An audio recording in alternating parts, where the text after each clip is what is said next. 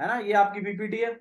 BPT theorem क्या कहती है कि इन अ ट्राइंगल, अगर आप किसी भी एक साइड के पैरेलल एक लाइन बना देते हैं जो कि पैरेलल है तीसरी साइड के, तो ये जो बाकी की दो साइडें हैं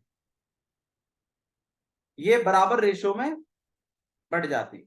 मतलब आपको एक ऐसी इक्वेशन मिल सकती है, एडी अपॉन में DB equal to AE upon में ईसी, ऐसा मिल सकता है। कोई दिक्कत है इसमें? ठीक है, सिमिलैरिटी क्राइटेरिया करा दी मैंने। सिमिलैरिटी के क्राइटेरिया कंडीशंस क्या क्या है सिमिलर ट्राइंगल करने की, उनको क्राइटेरिया बोलते हैं। ठीक है, प्लूरल फॉर्म तो क्राइटेरियन, और अगर सिंगल है तो क्राइटेरिया। ठीक है, तो आपसे पूछ सकते हैं कि भाई सिमिलर करने के लिए इनमें से कौन सा क्राइटेरिया नहीं है, ऐसे भी पूछ सकते हैं। 4 ऑप्शन देंगे, आपको बताना कौन सा वाला नहीं है।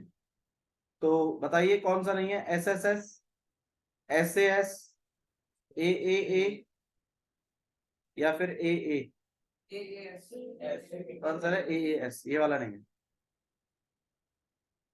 ठीक है, क्लियर है? तो ये 3 क्राइटेरिया हैं आपके पास, और इसमें एक और वर्जन भी चल जाता है ए, ये वाला भी अलाउड है ना? ये सारी चीजें आपने पढ़ी है। ये वाला आपने कौन कौन से क्राइटेरिया पढ़े सिमिलर करने के लिए? सिर्फ 3 ही तो पढ़े थे, एस एस एस। अगर एक ट्राइंगल की तीनों साइड है, दूसरे ट्राइंगल की तीनों साइडों के क्या है, प्रोपोर्शनल है, बराबर नहीं, प्रोपोर्शनल है। दूसरी साइड आ जाओ, रुको रुको रुको रुको,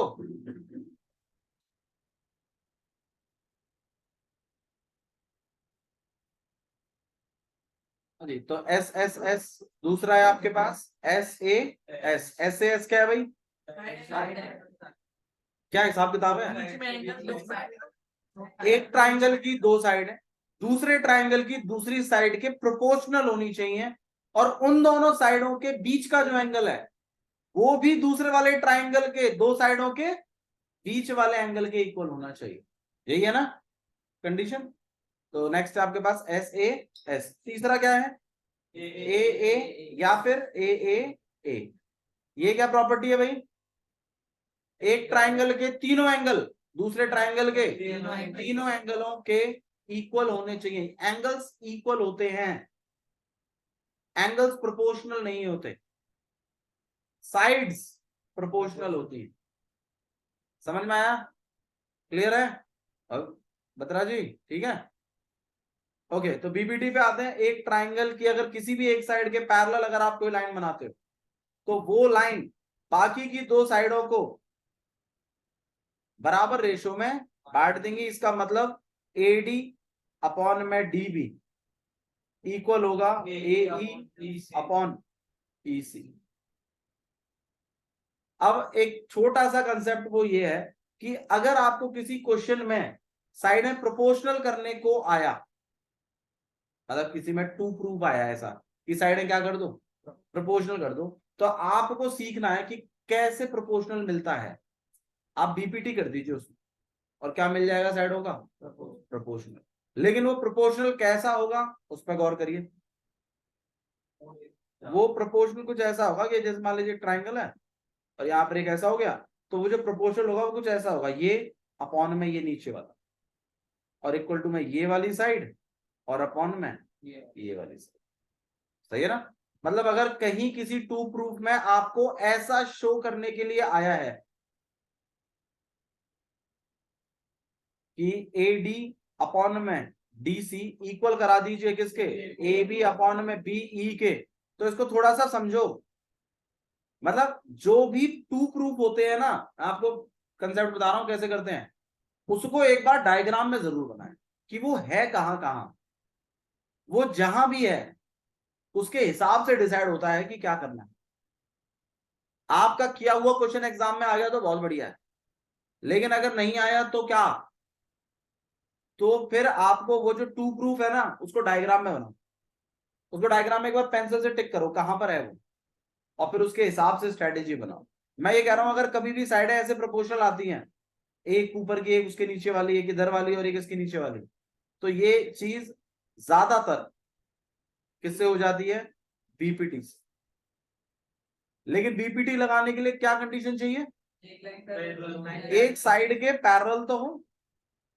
तो अगर क्वेश्चन में कहीं पैरेलल है तो आप समझिए वहां पे क्या लगने वाली है।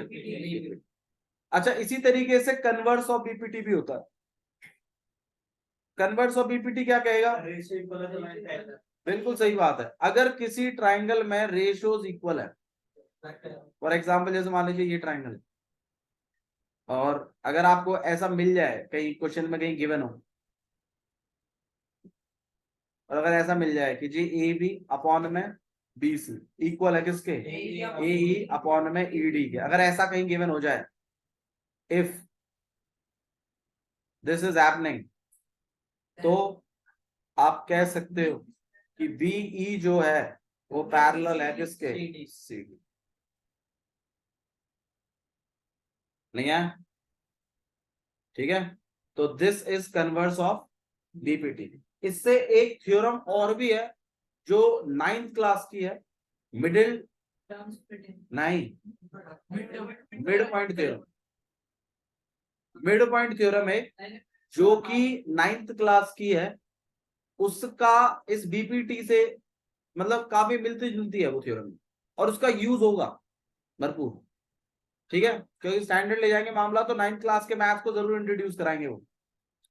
अब 9th क्लास की वो मिड पॉइंट थ्योरम क्या कहती थी वो सुन लीजिए, एमपीटी कहते थे हम उसको, mid point theorem. Any idea क्या कहती थी बत्रा जी?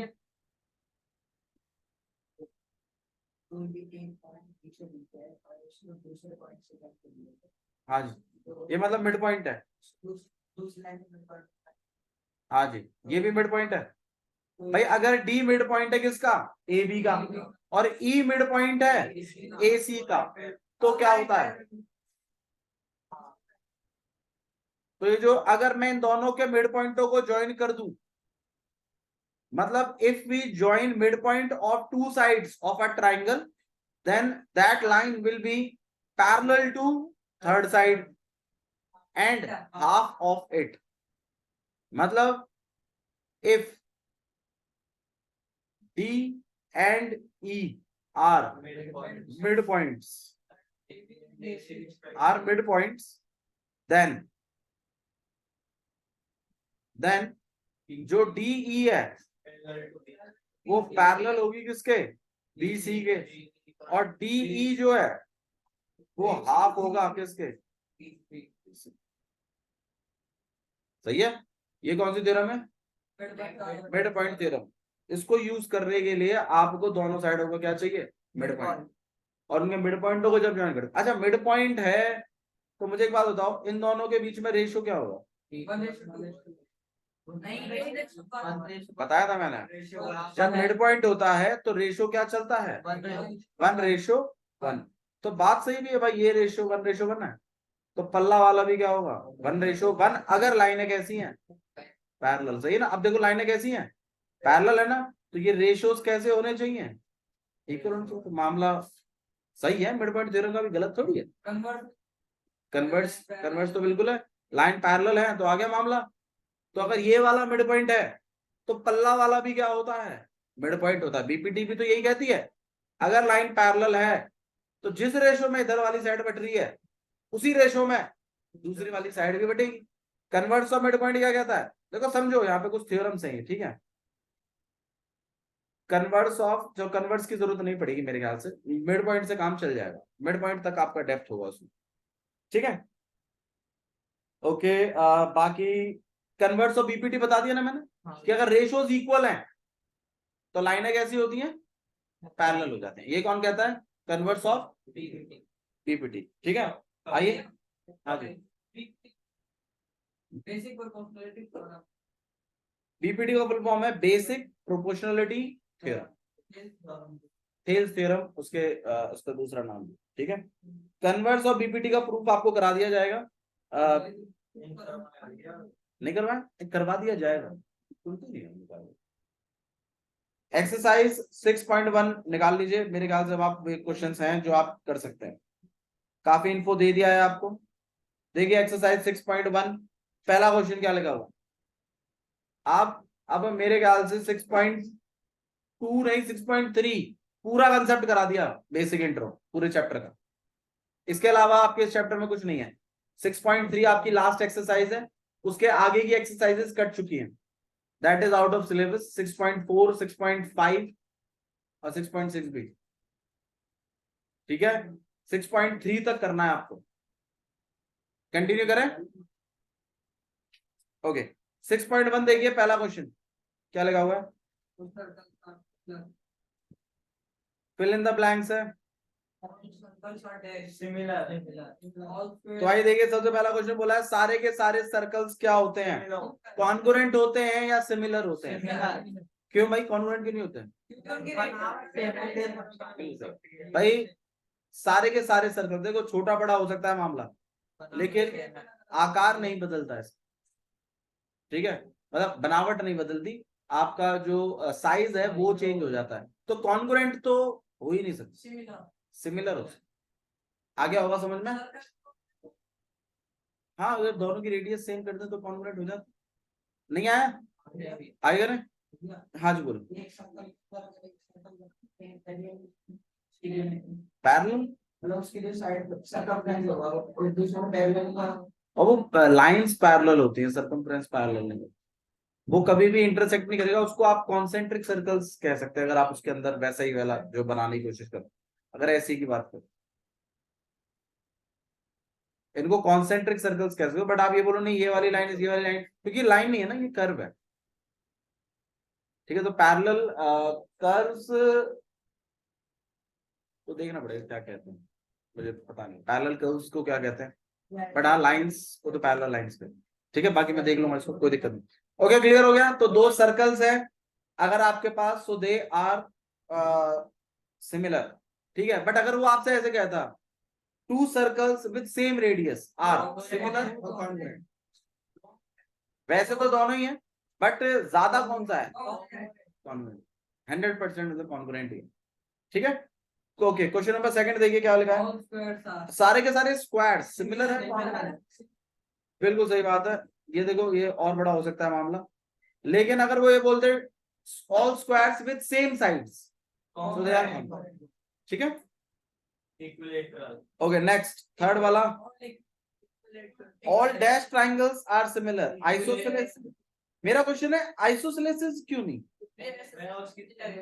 नहीं कोई प्रॉपर्टी तो वो लॉजिकली बताओ थोड़ा सा प्रॉपर्टी। ओके, दो तो होते हैं, हाँ, वो दोनों क्या हो सकते हैं, अलग अलग हो सकते हैं। जैसे मान लीजिए ये 80 है और यहाँ वाला भी कैसा है, 80 है। अब एक और आइसोसेलेसिस बनाते हैं, ठीक है। हाँ ये देखो, ये वाला आपके पास लेट भी 60 है, और ये 60 नहीं, एक काम करते हैं इसको हम 70 कर लेते हैं। ये 70 और ये भी क्या है, 70। मुझे एक बात बताइए, ये ट्राइंगल और ये ट्राइंगल आइसोसेलेसिस हैं या नहीं? तो क्या सारे ट्राइंगल आइसोसेलेसिस जो होते हैं वो क्या वो सिमिलर, अच्छा ये दोनों सिमिलर हैं क्या? क्यों, कहाँ फॉलो हो रही है? ये 70 है, ये कितना है 80, ये कितना है 70, ये कितना है 80, दोनों ही आइसोसेलेसिस है। तो क्या सारे आइसोसेलेसिस ट्राइंगल सिमिलर होंगे? भैया यही नहीं हो रहा, सारे कहां से हो जाएंगे? लेकिन इक्विलेटरल बनाओ आप, इक्विलेटरल के सारे एंगल्स कैसे होते हैं? आप बड़ा इक्विलेटरल बनाइए, अब भी एंगल्स कितने होंगे, 60। तो इक्विलेटरल ट्राइंगल आपस में कैसे होते हैं, इक्विलेटरल ट्राइंगल से कैसे होते हैं, सिमिलर।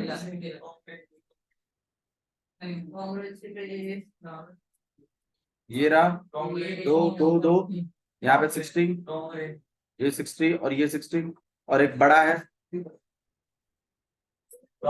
ठीक है, 20 20 20, ये किसी भी उससे कॉन्वेंट नहीं, ठीक है। तो कॉन्ग्रुएंट ट्राइंगल्स, कॉन्ग्रुएंट ट्राइंगल कह रहा हूं, इक्विलेटरल ट्राइंगल्स कैसे होते हैं, सिमिलर होते हैं कॉन्ग्रुएंट होते हैं? आंसर है सिमिलर होते, ठीक है। और आइसोसेलेसिस ट्राइंगल कैसे होते हैं, आइसोसेलेसिस ट्राइंगल कैसे होते हैं, सिमिलर होते हैं कॉन्ग्रुएंट होते हैं? कुछ भी नहीं होते, कुछ भी नहीं होते वो, मैंने बताया आपको। नहीं आ रहा, नहीं आ रहा, ओके। और कोई है भैया जिसे नहीं आ रहा, नहीं आया समझ में? चलो ध्यान दो भाई, पहले आप ये बताइए आइसोसेलेसिस ट्राइंगल का मतलब क्या है? दो साइड दो एंगल्स आपको इक्वल करवाने। आइसोसेलेसिस तो यही कहती है भाई, ये 50 और यार ये भी 50, क्या ये आइसोसेलेसिस है? सही है, क्योंकि दो एंगल्स कैसे हैं? इक्वल है। अच्छा जी, इस वाले को देख लेते हैं भाई, ये मान लीजिए 70 है और यार ये भी कितना है? 70। क्या ये भी आइसोसेलेसिस है या नहीं है? आंसर है यस। क्या ये सिमिलर है? क्यों? बनावट की बात नहीं, एंगल की बात करो। बिल्कुल, यहाँ पे देखो ना, एंगल 50 है, यहाँ किसका कितना है? 70। भाई ए प्रॉपर्टी फॉलो नहीं हो रही ना। शेप, आप just by looking the shape you can not से कि इनकी बनावट से आपके एंगल्स अलग अलग हो रहे हैं। मैं मानता हूं दोनों आइसोसेलेसिस है, मैं भी तो वही बताने की कोशिश कर रहा हूं, लेकिन वो 50-50 वाला है या 70-70 वाला है, तो सिमिलर तो है ही नहीं। समझ में आ रहा है? हाँ बोलो बोलो, मुझे बताओ क्या कैसे कि लेंथ कम ज्यादा से प्रोपोर्शनल का कंसेप्ट कैसे टच करोगे? हाँ हाँ जी, तो वो उसके साथ रेशो तो मेंटेन कर सकती है, इक्वल तो नहीं होंगे, ये बात तो सही कह रहे हैं, लेकिन रेशो तो मेंटेन किया जा सकता है। साइडों से जज नहीं कर पाएंगे। मान लीजिए 2-2-2 का था, वो 5-5-5 का है, तो 2/5 2/5 2/5 का रेशो मेंटेन हो रहा है। मैं ये कह रहा हूं, आप पहले देखो इक्विलेटरल ट्राइंगल का ना साइड इक्विलेटरल कह रहा हूं, आइसोसेलेसिस का साइड से मत करो। साइड से सिमिलर पैटर्न नहीं पकड़ा जा सकता। सिमिलर क्योंकि ना आप सिर्फ बनावट को देख रहे हो, बनावट का एंगलों से हिसाब किताब लगेगा ज्यादा अच्छा एक्यूरेट। मान लीजिए यहाँ पर ये मान लीजिए ये 2 है, यहाँ ये कितना है? 4 है, यहाँ ये कितना है? 5 है यार, यहाँ कितना है? ये 10 है यार, यहाँ भी ये कितना है? 5 है यार, यहाँ कितना है? कैसे अलग अलग करो? हाँ 2 और 5, हाँ ये वाला रेशियो आपका सेम चलेगा, ये वाला अलग हो गया, थर्ड वाला सिमिलर नहीं होगा, लेकिन अगर क्या पता ये वाला एंगल फिर, लेकिन उसके लिए फिर ये एंगलों को अलग अलग। मैं खाली ये कह रहा हूं, इतना डिबेट करने वाली बात नहीं है, ये सिर्फ इतना समझ लीजिए, आइसोसेलेसिस ट्राइंगल के बारे में कोई भी चीज सिद्ध नहीं करी जा सकती, 100% प्योर 100% ट्रू नहीं है। मैथ्स में वही चीज ट्रू होती है जो 100% सही है और हर कंडीशन में सही है। जैसे इक्विलेटरल ट्राइंगल है, आप कितने की भी साइड बताइए मुझे, क्या वो ट्राइंगल सिमिलर नहीं होंगे क्या? आप बताइए, कोई भी इक्विलेटरल ट्राइंगल बताइए कितनी भी साइड का, अब आप बताइए क्या वो सिमिलर होंगे या नहीं होंगे? होंगे ना, और ये हर कंडीशन में होगा, चाहे तो कुछ भी साइड रख लो। लेकिन आइसोसेलेसिस देखो मैं आपके आगे रख रहा हूं, कुछ में हो सकते हैं लेकिन इस वाले में तो नहीं हो रहे ना भाई, ये 50 है और यार ये भी कितना है? 50, और ये वाला ट्राइंगल कैसा है? 70, और यार ये भी कैसा है? 70। क्या ये आइसोसेलेसिस नहीं है? बिल्कुल है। क्या ये आइसोसेलेसिस नहीं है? बिल्कुल है, लेकिन ये क्या नहीं है? सिमिलर नहीं है। तो एक मिल गया ना एग्जाम्पल जिसमें सिमिलर नहीं है, तो एक भी मिल गया ना तो मामला कॉन्ग्रुएंट भी नहीं है। आइसोसेलेसिस के बारे में आइडिया नहीं लगता, इक्विलेटरल के बारे में आइडिया लगता है, लेकिन कॉन्ग्रुएंट का उसमें भी नहीं लगता। उसमें खाली किसका लगता है? सिमिलर का, क्योंकि 60-60-60 एंगल होते हैं उसमें क्लियर। आइसोसेलेसिस में आपको एंगल क्लियर ही नहीं होते, कितना डिग्री रखूं? जब एग्जैक्ट वैल्यू नहीं पता तो मैं कितना डिग्री रखोगे, तो फिर आप सिमिलर कैसे करोगे? समझ में आया? ठीक है, आइसोसेलेसिस में डिग्रीज नहीं पता होती, ये जरूर पता होता है कि दो एंगल इक्वल होंगे, लेकिन वो कितने कितने के होंगे वो भी तो बताओ। मान लो 40-40 का रख दे, कोई 80-80 का रख दे, कोई 30-30 का रख दे, मेरे कंडीशन में तो एक भी कॉन्ग्रुएंट सिमिलर नहीं हो। ठीक है, तो इक्विलेटरल ट्राइंगल क्या होते हैं? सिमिलर। क्या इक्विलेटरल ट्राइंगल कॉन्ग्रुएंट होते हैं? हो सकते हैं, नहीं आप मुझे बताइए हाँ या ना। हाँ बस उसी बात के लिए बोला जाएगा जो 100% ट्रू है, नहीं हो। पहले मुझे भी ऐसा लगता था, मतलब हो तो सकता है यार, एक एग्जांपल है ना, हो सकता है, जो हर कंडीशन में ट्रू होता है उसे ट्रू बोलते हैं। ठीक है, समझ में आ गया? ओके, चलिए नेक्स्ट देखते हैं। Two polygons same number of sides are similar if their corresponding angles. भाई मैंने एंगल्स के बारे में बताया था, एंगल्स कैसे होने चाहिए, इक्वल होने चाहिए, और साइड्स कैसी होनी चाहिए, प्रोपोर्शनल। ठीक है, एंगल्स के बारे में लिखा है तो एंगल्स होने चाहिए इक्वल और साइड्स होनी चाहिए प्रोपोर्शनल, तभी दो ट्रायंगल क्या होंगे, सिमिलर। अच्छा, अगर इसमें सिमिलर की जगह अगर कॉन्ग्रुएंट बोलता तो angles equal and sides equal. भैया इसमें इक्वल क्यों करते हैं? एंगल्स में आप इक्वल ही करते हैं, अभी पता है एस जो है इसमें साइड है क्या रोल प्ले कर रही होती है, प्रोपोर्शनल, और एंगल्स कैसे होते हैं, इक्वल। वही तो मैं कह रहा हूं। ठीक है, नेक्स्ट पे आ जाइए, डिफरेंट पार्ट्स। बस ठीक है, लेट इट गो। हाँ जी यार, कॉन्ग्रुएंट के लिए बताया मैंने, ये मैंने बोला कॉन्ग्रुएंट में अगर ये क्वेश्चन कॉन्ग्रुएंट में होता तो कैसे लिखते, फिर एंगल्स को क्या लिखते, इक्वल, और साइड्स को भी क्या लिखते, इक्वल, ये बता। सिमिलर के लिए प्रोपोर्शनल होती, कॉन्ग्रुएंट में क्या नहीं लिख सकते, कॉन्ग्रुएंट के लिए साइड्स का बराबर होना जरूरी है, प्रोपोर्शनल होने से तो एरिया शेप मतलब जो साइज है वो फर्क पड़ जाएगा, साइज में फर्क आ जाएगा। ठीक है, बाकी के एग्जांपल छोड़ दीजिए, वो they are not important for exam point of view. ठीक है, एक्सरसाइज 6.2 देखिए, 6.2 का पहला क्वेश्चन आने की संभावनाएं काफी ज्यादा हाई है। ये क्वेश्चन आपको एक नंबर में स्टार्टिंग के जो 20 MCQ आते हैं इसमें से 100% हर बार आता है।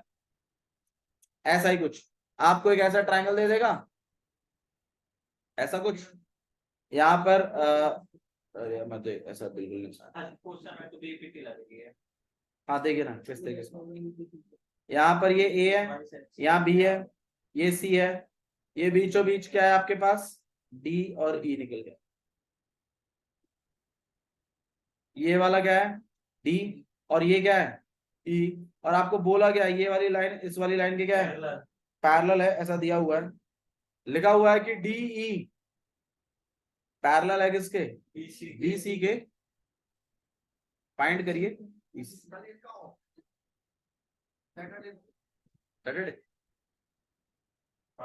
फाइंड ई सी, फाइंड क्या कर लीजिए, ई सी, ये निकालना आप,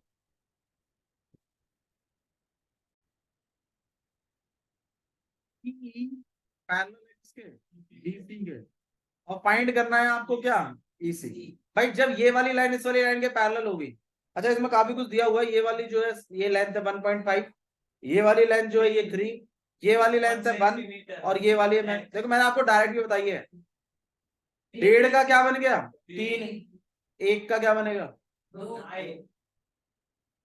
भाई आपने 1.5 को किससे मल्टीप्लाई किया कि 3 बन गया, 2 से। अब आप 1 को किससे मल्टीप्लाई करोगे, 2 से ना, तो कितना बन जाएगा, अरे बीपीटी ही लगवा रहा हूँ भैया, मैंने भी बीपीटी के थ्रू, मैंने रेशो बताया, ये बताया नहीं मैंने ये सब चीजें, यार ये सब बताया हुआ मैंने आपको डायरेक्ट भी बताया कि डायरेक्ट ऐसे कैलकुलेट कर देते हैं, बट चलो आप बीपीटी के भक्त हो तो चलो आ जाओ बीपीटी से कर लेते हैं। भाई एडी अपॉन में डीबी इक्वल होगा किसके, ए अपॉन में, भाई मैं इसके अगेंस्ट नहीं हूँ बीपीटी के, लेकिन मैं आपको डायरेक्ट भी बताया मैंने हिसाब किताब कि रेशो कैसे, रेशो का मतलब कुछ नहीं है, उससे मल्टीप्लाई है वो, एडी का एडी कितना हो गया 1.5, डीवी कितना हो गया 3, यहाँ पे ए कितना हो गया 1, ईसी, ठीक है आप इसको ईसी चला सकते हैं, एक्स भी चला सकते हैं, क्रॉस मल्टीप्लाई कर दीजिए, 1.5 ईसी इक्वल्स टू 3, फिर ईसी को अकेला कर दिया आपने, 3 अपॉन में 1.5,